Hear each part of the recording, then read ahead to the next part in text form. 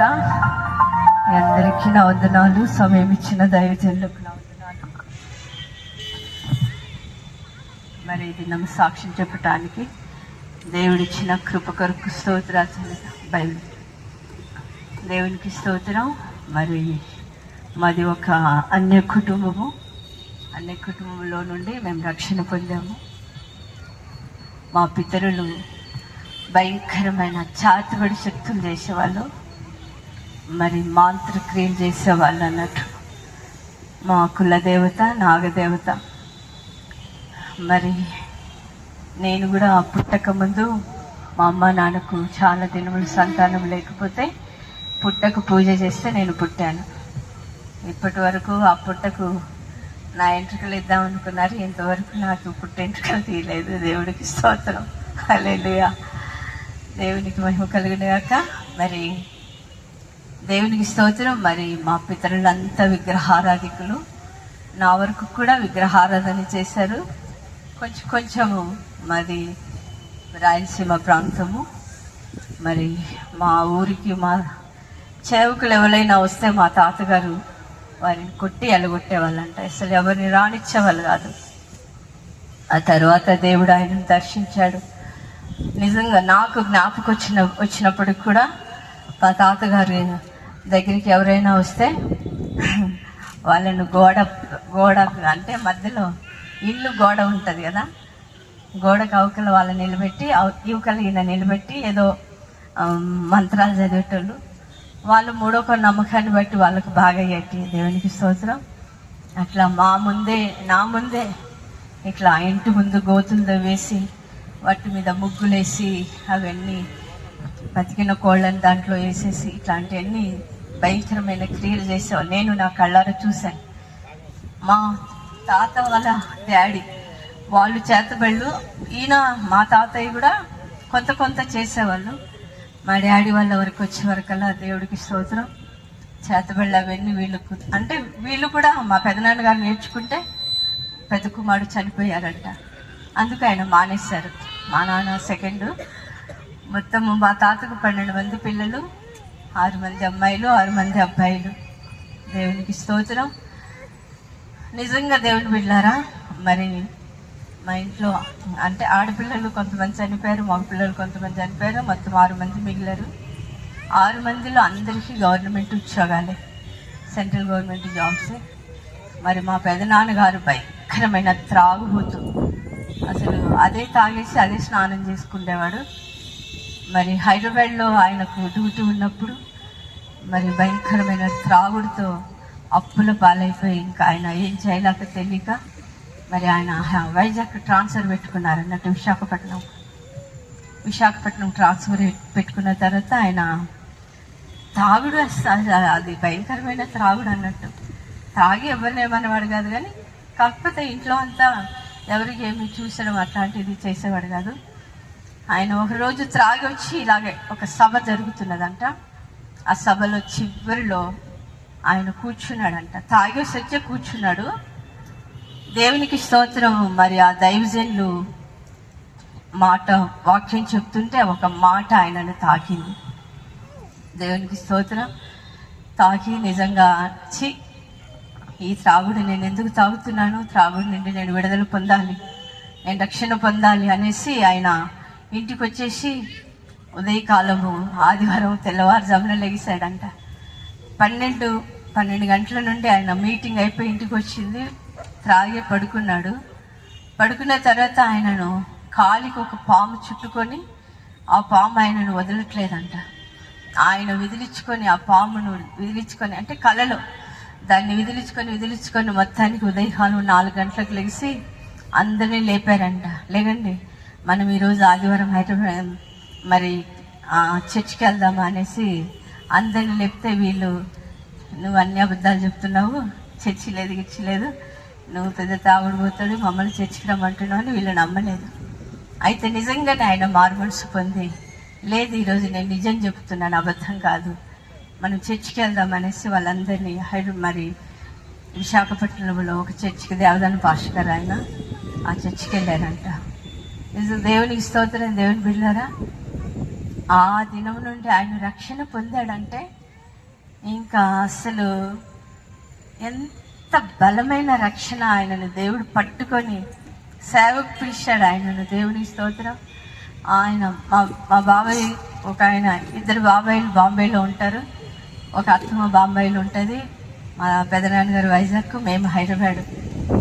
దేవుని బిడ్డలారా, నిజంగా మాకు ముగ్గురు తాతలు, ఆ ముగ్గురు తాతల పిల్లలు, ఇద్దరు తాతల పిల్లలు కర్ణాటకలో. ఆయన ఎప్పుడైతే రక్షణ పొందాడో అందరి దగ్గరికి, ప్రతి ఒక్క కుటుంబం దగ్గరికి వచ్చాడండి. దేవునికి స్తోత్రం. ఆయన ద్వారా మేమందరము, మా ఎన్ని కుటుంబాలు అయితే ఉన్నాయో, కుటుంబాలే కాదండి, మా గ్రామం మొత్తము, మా ఊర్లో ఇంటికి ఒకరిద్దరు రక్షణ పొందారు. ఇంటికి ఒకరిద్దరు సేవలో ఉన్నారు ఈ దినం. దేవునికి స్తోత్రం. చుట్టుప్రక్కల గ్రామాల్లో అసలు మా తాతగారంటే మంచి, మరి ఆ చుట్టుప్రక్కల గ్రామాల్లో ఇదే సేమ్ ఇట్లా ఈ సాయంకాలం సువార్త కూడికలు పెడితే ఎన్ని గ్రామాలకు ఒక్కొక్క సైకిల్ మీద ఇద్దరము కూర్చొని దాదాపు 20-30 సైకిల్ తీసుకునే వాళ్ళం. ఒక 30-40 మంది ప్రతి ఒక్క గ్రామానికి వెళ్ళి మరి ఆ సువార్త ప్రకటన చేసేవాళ్ళము. దేవునికి స్తోత్రం. చుట్టుప్రక్కల గ్రామాలన్నీ కూడా రక్షణలోకి ఎప్పుడంటే 1989. దేవునికి స్తోత్రం. 89లో మా పెదనాన్నగారు మా దగ్గరికి కూడా వచ్చారు హైదరాబాద్కి వచ్చిన తర్వాత ఉప్పల్ ఏరియాలో ఒక మీటింగ్ పెట్టారు. మీటింగ్ పెట్టిన తర్వాత ఒక దైవజన్ని తీసుకొని, మా పెదనాన్నగారితో ఒక దైవజన్ను శామ్యుల్ పాస్టర్ గారు అనేసి గిత్లూరులో ఉంటారు ఆయన. మరి ఆయన కూడా అన్యుడే. ఆయన తీసుకొని మా దగ్గరికి వచ్చారు. మా బాబాయ్, మా పెదనాన్న, మా అన్న వీళ్ళందరూ వచ్చారు. రాత్రి అక్కడ కూటం పెట్టేసి ఇంటికి వచ్చిన తర్వాత 11 అయింది, 11 అయింది. ఆ శామ్యుల్ పాస్టర్ అన్నారు, మరి ప్రార్థన చేసుకొని అన్నం తిందాము అనేసి అని చెప్పారు. దేవునికి స్తోత్రం. మేమందరూ కళ్ళు మూసుకొని, నేను, మా అమ్మ, మా నాన్న, మా బాబాయ్ అందరూ కళ్ళు మూసుకొని స్తోత్రాలు చెప్తున్నాము. అభిషేకం ఎట్లా పొందాలో మాకు తెలియదు. అసలు మేము పరిశుద్ధ ఆత్మను గుర్చిన అది మాకు తెలియదు. దేవునికి స్తోత్రము. నిజంగా కళ్ళు మూసుకొని స్తోత్రాలు చెప్తున్నాము. నా పైకి, మా మమ్మీ పైకి, మా డాడీ పైకి ఒక బలమైన అభిషేకము ఎలా దిగిందంటే అసలు అది చెప్పలేని అభిషేకము.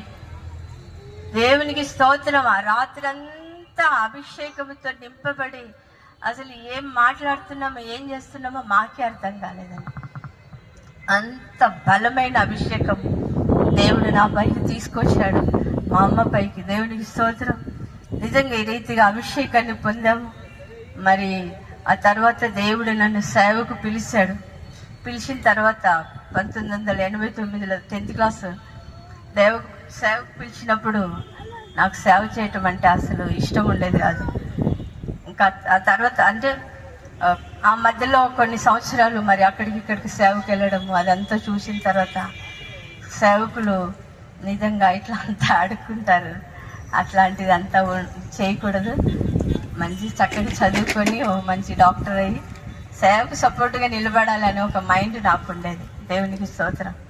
సేవ అంటే నేను ఇష్టపడేదాన్ని కాదు, నాకు ఇష్టం ఉండేది కాదు. కానీ దేవుడు నన్ను తరచుగా సేవకు పిలవటం ప్రారంభించాడు. దేవునికి స్తోత్రం. నేను సేవకు పిలవక ముందే దేవునిది పిల్లారా, మా నాన్న ఉద్యోగం వదిలేశాడు, మా పెదనాన్నగారు ఉద్యోగం వదిలేశారు, మా బాబాయ్ ఉద్యోగం, అందరూ ఉద్యోగం వదిలేసి అందరూ సేవను ఆరంభించారు. దేవునికి స్తోత్రం. నేను సేవకు రానని 10 సంవత్సరాలు నేను దేవుడి దగ్గర నేను రాను ప్రభు సేవకు అనేసి నేను మరి దేవుడి దగ్గర ఒప్పుకోలేదు. అయితే ఈ 10th క్లాసులో దేవునికి స్తోత్రం, నిజంగా దేవుడు వెళ్ళారా, నేను మంచిగా చదువుకొని మంచి జాబ్ చేయాలని నాకు ఒక ఉన్నతమైన ఆశ ఉండేది. కానీ 10th ఫెయిల్ చేసి పడేశాడు దేవుడు. సేవ వద్దు అని అంటే 10th ఫెయిల్ చేశాడు. నేను 3 సార్లు అది రాశాను. 3 సార్లు ఒక మార్కులో పోతుంది కానీ నాకు అది జయం రావట్లేదు.